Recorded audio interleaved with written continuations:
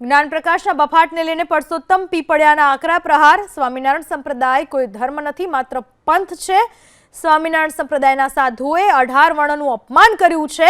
અગાઉ પાટીદાર સમાજનું પણ અપમાન કર્યું હતું।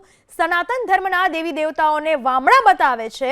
સ્વામિનારાયણ સંપ્રદાયના કોઈ મૂળ પુસ્તકો નથી, ખોટા ચોપડા ચિતરી સનાતન ધર્મના દેવી દેવતાઓ વિશે લખાણો લખે છે। વિવાદિત નિવેદન કરનારા સાધુઓનો સંપ્રદાય બચાવ કરે છે, એવો પ્રહાર કર્યો પીપળિયાએ।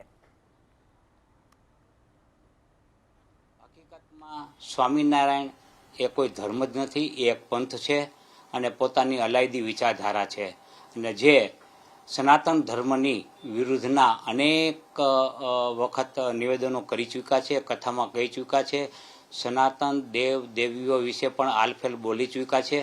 એટલે આવા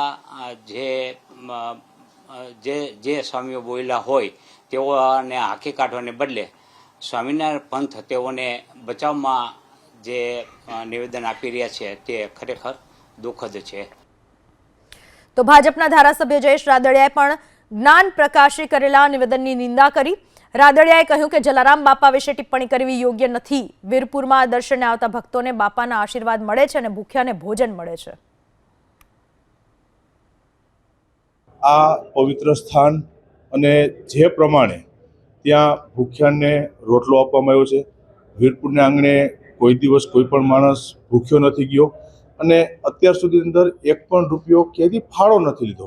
આ પવિત્ર જગ્યા અને જે રીતે પૂજ્ય જલારામ બાપા વિશે અભદ્ર ટિપ્પણી કરવામાં આવી, આ ટિપ્પણીને સખ્ત શબ્દોમાં વખોડી કાઢું છું।